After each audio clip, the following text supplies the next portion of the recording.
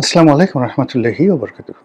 সম্মানিত দর্শক, সরকার গণহারে পুলিশ কর্তাদেরকে এবং বেসামরিক প্রশাসনের কর্তাদেরকে চাকরিচ্যুতি ঘটাচ্ছে।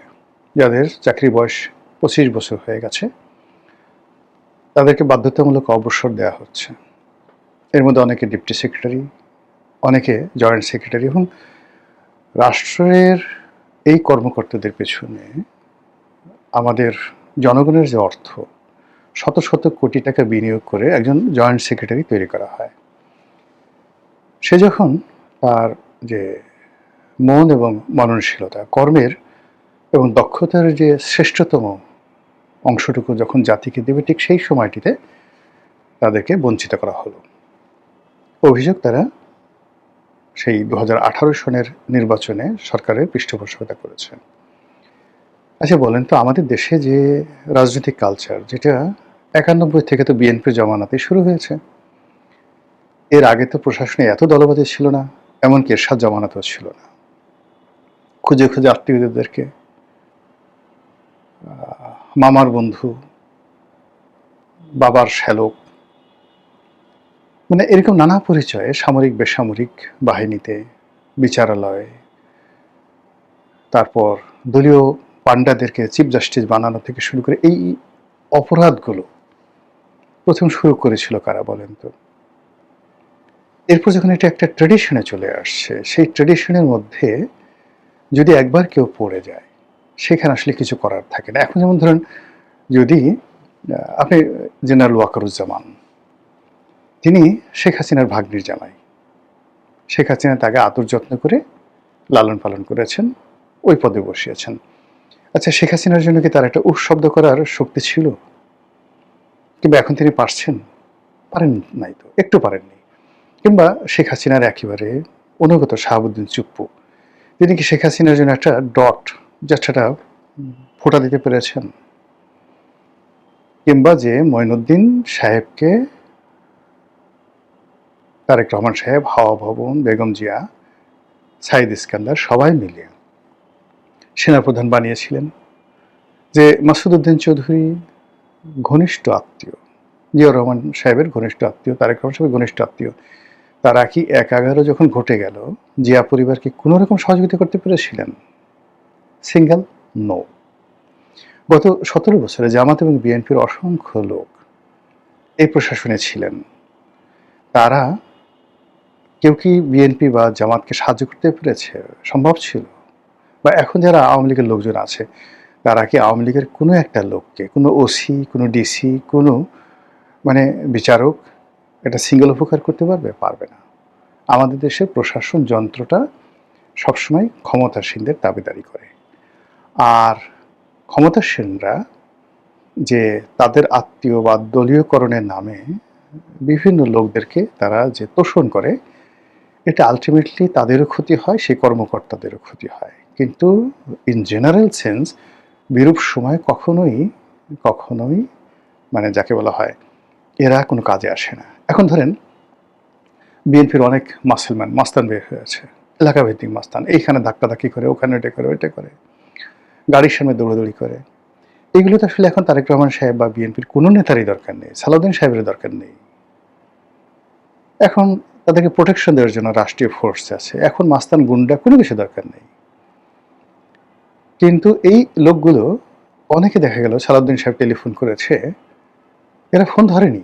বিএনপির অনেক ছাত্রদলের, যুবদলের অনেকে ফোন ধরেনি। ফলে সালাউদ্দিন সাহেবকে তার এই বিভিন্ন কমেন্ট, মানে মাস্টার মাইন্ড হিসেবে এখন যে সকল কথাবার্তা হচ্ছে, জুলাই আগস্টে যে রাজপথে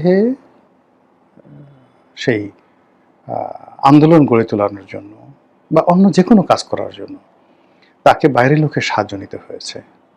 তাকে টাকা দিতে হয়েছে নুরুল হক নুরুকে, টাকা দিতে হয়েছে রাশেদকে, গণ অধিকারের সাধারণ সম্পাদক ছিল রাশেদকে। আমতারেকের সঙ্গে জনাব তারেক রহমান সাহেবের যোগাযোগ হতো, এবং এই আমতারেক, নুরু, রাশেদ, মূলত ওনারাই ছিলেন, এই জোনায়ের সাকি, তারাই ছিলেন জনাব তারেক রহমান এবং সালাউদ্দিন সাহেবের মূল হাতিয়ার। তিনি তার দলের লোক দিয়ে মানে তাদের বিপদের সময় একটা গাছের পাতাও নাড়াতে পারেননি। তাহলে এখন এই সময়টাতে বাহাদুরি দেখায় লাভটা কি? তো একইভাবে কিন্তু প্রশাসনে অনেক কর্মকর্তা আমি চিনি যারা এই ইউনূস জমানায় মানে শেখ হাসিনা পর্যন্ত সিনিয়র এডিসি ছিল, সিনিয়র সহকারী সচিব। এই 2 বছরের মধ্যে সচিব হয়ে গেছে। তাদের গায়ে তেলে ঝুলে পোশাক আশাকে তাকানোই যায় না। আর ওই সময়টাতে তারা যে বিএনপি করতো, আওয়ামী লীগ শাস্তি দিয়েছে, কিন্তু বিএনপির একটা লোককে কোনোদিন তারা এক কাপ চা খাওয়ায় নাই। বিএনপির লোক দেখলে ভয়ে দূরে পালাতো। আমার ঘনিষ্ঠ কয়েকজনকে দেখেছি, তারা ভয়ে আমার সাথে কথা বলতো না। একদিন এয়ারপোর্টে একটা কর্মকর্তা আমাকে দেখে সে কি দৌড়, আমি জানি যে সে বিএনপি করে। তারপরে তাকে ধরে নিয়ে আসলাম বললে তোমার কোনো অসুবিধা নেই, শেখ হাসিনা কিছু বলবে না। কিন্তু মানে চারিদিকে 10টা গোকরা সাপের মধ্যে দাঁড়া করে রাখলে যা হয়, ওই কর্মকর্তাটি এয়ারপোর্টে যতক্ষণ আমার সাথে ছিল শেখ হাসিনার জমানাতে, ও ভয় থরথর করে কাঁপতেছিল কখন তার চাকরি চলে যায়। এই অবস্থা হয়েছে। তো সেখানে এই যে গণহারে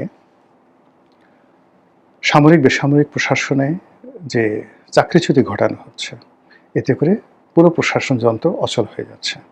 আমি আমার নিজের 2টো অভিজ্ঞতা বলি। আমার জেলা দিয়ে, যেহেতু 18-র নির্বাচন নিয়ে যারা ডিসি ছিল, তো তাদের সবার চাকরিচ্যুত করা হচ্ছে, এসপিদেরকে করা হচ্ছে। তো পটুয়াখালীতে 2018 সনে আমি, আলতাফ চৌধুরী সাহেব, আমরা দুজন ছিলাম, মোশাররফ সাহেব ছিলেন। তো মোশাররফ সাহেব তিনিও ভালো বলতে পারবেন, এখন খেপুপাড়ার যিনি এমপি, কলাপাড়ার যিনি এমপি। আর বাফুলের শহীদুল আলম তালুকদার ছিলেন, তিনি আসতেন না। কিন্তু আমি আর মানে যাকে বলা হয় আলতাফ চৌধুরী সাহেব, আমরা দুজন মানে মারাত্মক মানে প্রশাসনিক যাকে বলা হয় হেনস্থার শিকার হয়েছে। কাজেই পটুয়াখালী ওই প্রশাসনে কারা কারা কী করেছেন আমরা ভালো জানি। এখন ওই সময়টাতে ডিসি ছিল সম্ভবত মুহিব বা এরকম একজন নাম ছিল, মুহিত বা মুহিব, জেন্টেলম্যান ভদ্রলোক, আর্মিতে থেকে আসছে। তো এখন অনেক কিছু হচ্ছে আমাদের সঙ্গে। তো আমি একদিন ভদ্রলোককে ফোন করলাম যে ভাই, একটা সময় যাবে যখন আপনিও থাকবেন না, আমিও থাকবো না, কিন্তু এই সমাজে তো ব্যক্তি গোলাম মোল্লা রনির একটা মানে কিছুটা হলেও তো একটা গ্রহণযোগ্যতা আছে। আপনি আমার সঙ্গে এই ধরনের আচরণ করছেন কেন, বা প্রশাসনে যে আপনি আমার ফোন ধরছেন না, এরকম কেন করছেন? তো সে অনেকটা অসহায়ের জন্য বললেন যে স্যার, আপনি বুদ্ধিমান মানুষ, আমি শুধু বলি যে আপনার কোনো লেখা আমার বাদ যায় না, আমি আপনার সব লেখা পড়ি। আমি বললাম বুঝতে পেরেছি, ইউ আর আনডান। এখন এই ভদ্রলোকের কিন্তু চাকরি চলে গেছে, কিন্তু সে মূলত আনডান ছিল, কিছু করার ছিল না। কিন্তু সে যে মানে ওখানে যা কিছু করছে তার 100 গুণ অপরাধ করছে এসপি। তো এসপি যে ছিল সে আবার আমার 3 নম্বর ভাইয়ের ক্লাসমেট ছিল। আমি খুব আশাবাদী ছিলাম এসপিটা ভালো ছিল। ওর নাম ছিল সম্ভবত আজিম বা এরকম কিছু একটা ছিল, নাম জানি না, নামটা মনে নাই। এসপির যন্ত্রণায় পুরো মানে জেলাতে তাণ্ডব হয়ে গেছে, কারণ এসপি কোন অবস্থায় আছে। আবার এসপি যে বদমাইশি করেছে, তার সাথে 100 গুণ বদমাইশি করছে তার একটা এডিশনাল এসপি ছিল, আমি তার নামটা মনে করতে পারছি না। প্রতিদিন সেই এডিশনাল এসপিটা প্রতিদিন সে করতো কি, ওই আলতাফ চৌধুরীর বাড়ি ভাঙতে যেত, দাঁড়ায় থাকতো, মানে ওই যুদ্ধের যে এক ধরনের পোশাক পরে, সেই পোশাক পরে সে মানে জুতো একদম বুট এই পর্যন্ত থাকে না, এগুলোকে কি বলে, ওয়ার বুট বলে, এগুলোর উপরে দাঁড়িয়ে থাকতো আর আওয়ামী লীগের ক্যাডারদেরকে বাড়ির মধ্যে পাঠাতো ভাঙচুর করার জন্য। একদিন এরকম একটা ঘটনা, আমি আলতাফ চৌধুরীর বাসায় ছিলাম। আলতাফ চৌধুরী সাহেব উনি আমরা বললেন যে রনি চলো আমরা বের হয়ে যাই, আমরা গ্রামে যাই, ওই বাইরে ওই বদমাইশটা আসছে, তো বদমাইশটা আসছে এখনই, বাড়িটা ভাঙচুর হবে, তুমি আসছো তো, তো যার জন্য বিব্রত হবে, চলো ওদেরকে স্বাধীনভাবে ভাঙচুর করতে দেই বলে আমরা বের হয়ে গেলাম। ওই বাইরে এডিশনাল এসপি যে দাঁড়ায় আছে, তো আমি তো মানে হোয়াইট, তখন আমাকে সবাই চেনে, তো সে আমাকে দেখেই নাচেনার ভান করলো, অন্যদিকে তাকাই আছে, আমিও নাচেনার ভান করলাম। কিন্তু আলতাফ চৌধুরী সাহেব আগেয়া গেলেন, সালাম দিলেন, হ্যান্ডশেক করতে চাইলেন, ওই বদমাইশটা হ্যান্ডশেক পর্যন্ত করলো না, এডিশনাল এসপি হ্যান্ডশেক করলো, অন্যদিকে তাকিয়ে রইল। তো এর শাস্তি কি আর হয়েছে? পটুয়াখালীতে ওই সময়তে এডিশনাল এসপি, আমি নামটা মনে আসতেছে না, সে হয়তো দেখা যাবে যে কোনোভাবে বেরিয়ে আছে। আর এক বদমাইশ এডিশনাল এসপি ছিল, ঢাকাতে একটা এসবির একটা বড় পদে ছিল, নাম বলবো না। এই বিএনপি লোকদের উপর তদারকি করতো, বিএনপি লোকদের উপর তদারকি করতো এবং বিএনপি লোকের সাথে গিয়ে মিশে তারা বলতো আমি বিএনপির লোক, ইত্যাদি ইত্যাদি ঘটনা। কিন্তু ওই সময়টাতে শেখ হাসিনার জমানাতে যত প্রাইস পোস্টিং আছে সবগুলো নিয়েছে, এই জমানাতে এসে দেখা গেল পরপর দুটো প্রমোশন পাইছে, তার তো কিছু হয়নি। টাকা পয়সা গাল গুল ফুলে কোথায় আছে, কি অবস্থায় আছে আল্লাহ জানে। আবার ধরেন ওই যে আমি যে ডিসির কথা বললাম, নিরহ ভদ্রলোক সে ছিল, কিন্তু ওই ডিসির পরে আরেকটা ডিসি গেছে, ওর নাম বোধহয় কামাল। এখন সে কি বলবো, আজরাইলের সেও খারাপ, পুরো পটুয়াখালীর বিএনপির লোকের জীবন তছনছ করে দিয়েছে। আমার গ্রামের বাড়িটা ভেঙে, শুধু আমার বাড়ি না, গলাচিপা, দশমিনা, পটুয়াখালী সব জায়গাতে কান্নার রোল দিয়ে দিয়েছে। ইউনুসের জমানাতে সে প্রমোটেড হয়েছে, ভালো একটা পোস্টিং আছে। আমি ওর নাম কামাল না কি যেন নাম, আমি একদিন বিএনপির আওয়ামী লীগের এক লোকের চাকরিচ্যুত হয়েছে, এডিশনাল সেক্রেটারি আমার পরিচিত। তো সে মানে ওই ওই যে ডিসি 18তে ডিসি ছিল, আসছে আমার অফিসে। আমি বললাম যে দেখো তো ওই কামাল কোথায় আছে। তো সে কামালকে ফোন করলো, ফোন করে বললো যে কামাল তুমি এখন কোথায় আছো, বলে স্যার আমি তো অমুক অমুক জায়গাতে আছি। তো সে মাথায় হাত দিল, আল্লাহ, এই তো প্রাইস পোস্টিংয়ে। এখানে সাধারণত যারা সরকারের খুব ভালো দৃষ্টিতে থাকে, তো তারা তো এখানে মানে প্রাইস পোস্টিং এটাতে, এই জায়গাতে সে আছে।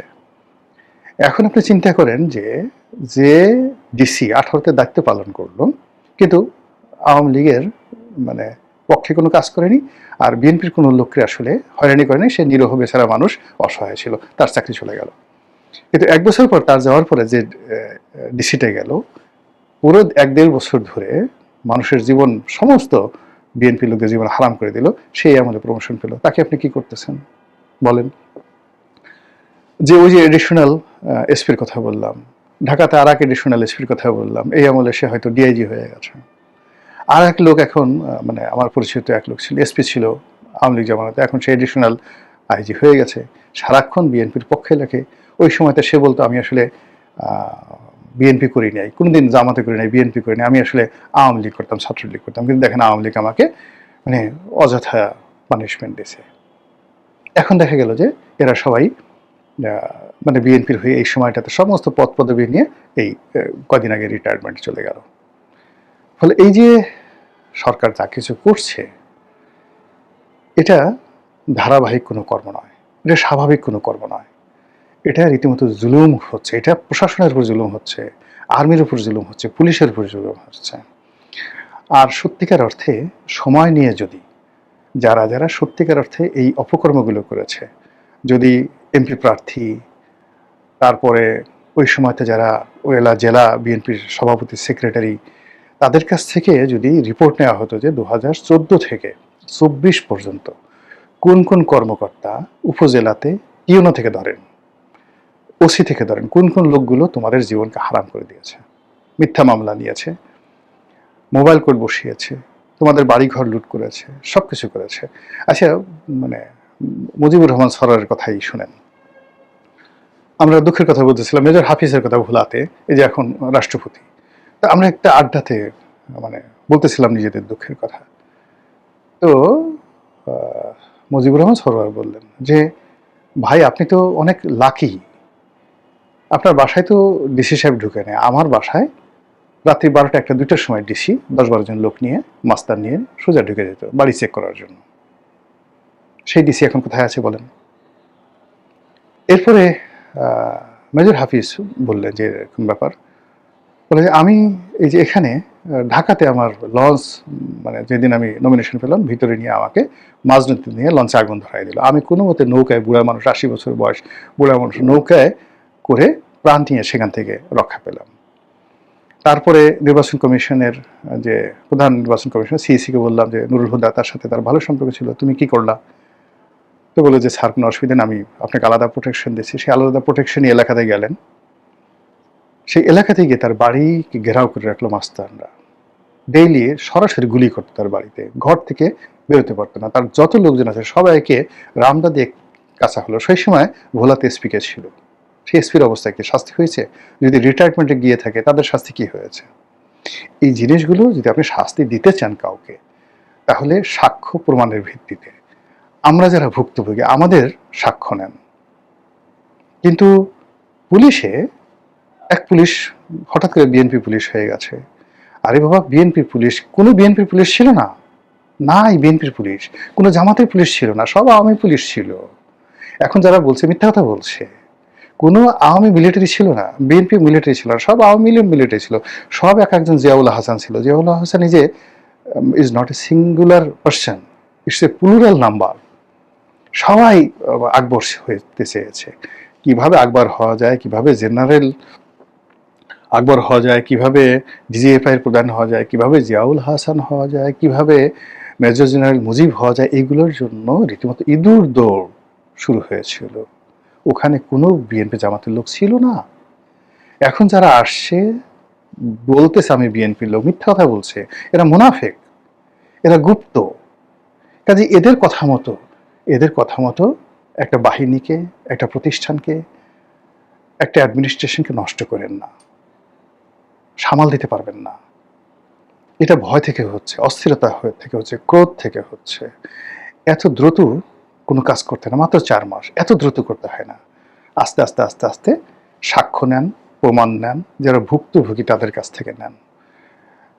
শেখ হাসিনা কিন্তু একটা ভালো গুণ ছিল। একবার তার ক্যাবিনেট সচিব সম্ভবত মোশাররফ সাহেব ক্যাবিনেট সচিব ছিলেন। বলতো যে উনি, কেউ বললো জামাত করে, কেউ বলতো ফ্রিডম পার্টি করে, উনি দৈনিক মিল্লাতে লিখতেন, এই ধরনের কথাবার্তা। অসাধারণ একজন ভদ্রলোক মানুষ, অনেস্ট। তো প্রধানমন্ত্রী বললেন পার্লামেন্টারি কমিটিতে যে শিবির করে, জামাত করে, তাতে অসুবিধা কি হয়েছে?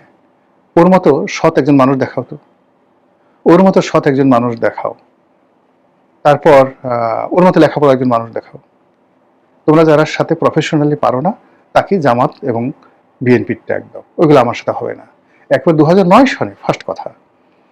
এরপরে দেখেন শফিউল আজম নামে এক ভদ্রলোক ছিলেন, ওনার ক্যাবিনেট সচিব। সবাই বলতে এটা জামাতের লোক।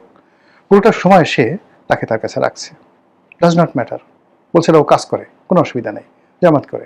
এই যে এখন যে আইরিন খান, যাকে প্রতিমন্ত্রী হিসেবে নিয়োগ দেওয়া হলো, শেখ হাসিনা বলতেন যে আরে একটা মেয়ে অ্যামনেস্টি ইন্টারন্যাশনালের মতো একটা প্রতিষ্ঠানের প্রধান হিসেবে আছে, বাংলাদেশের মুখ উজ্জ্বল করছে, হোক না সে তারেক জিয়ার আত্মীয়, খালেদা জিয়ার আত্মীয়, তাতে আমার কি? সে তো দেশের উপকার করছে। কিছু জায়গাতে তো ব্যক্তিত্ব থাকতে হয়। শেখ হাসিনা ধরেন কিছু লোক, যেমন এই যে কাইকাউস, মানে কিছু কিছু আমলা পরবর্তীতে আসছে, আবু নাসের কামাল, মানে এরা দুর্নীতিবাজ, অসৎ, মেরুদণ্ডহীন। এরাই আসলে করোনার পর থেকে মানে শেখ হাসিনাকে নষ্ট করে ফেলছে। কিন্তু যতদিন পর্যন্ত শেখ হাসিনার কাছাকাছি ইভেন ওই যে দাড়িওয়ালা একটা লোক ক্যাবিনেট সচিব ছিল, কালো করে, সবাই বলতো এটা শিবিরের লোক, ঢাকা কলেজে পড়তো, শিবিরের লোক ইত্যাদিতে। আমার সেতু বিভাগের সচিব ছিল। শেখ হাসিনা অত্যাধিক স্নেহ করতেন, মানে অত ডাটফাট ছিল না কোনো কিছু, কিন্তু ভীষণ রকম তিনি স্নেহ করতেন। বলতে আচ্ছা ঠিক আছে, শিবির করে করুক, তাতে অসুবিধাটা কি? কিন্তু এই যে কোটটাই পরা কাউকাউস, কবিতা লেখে কামাল চৌধুরী, এই বিভিন্ন লোকজন, এই সমস্ত লোকজন যখন চলে এলো শেখ হাসিনার কাছাকাছি, মুহূর্তের মধ্যে সব শেষ। এখনো তো সেম অবস্থা ঘটতেছে জনাব তারেক রহমানের ক্ষেত্রে। বলার দরকার ছিল, তাই বললাম।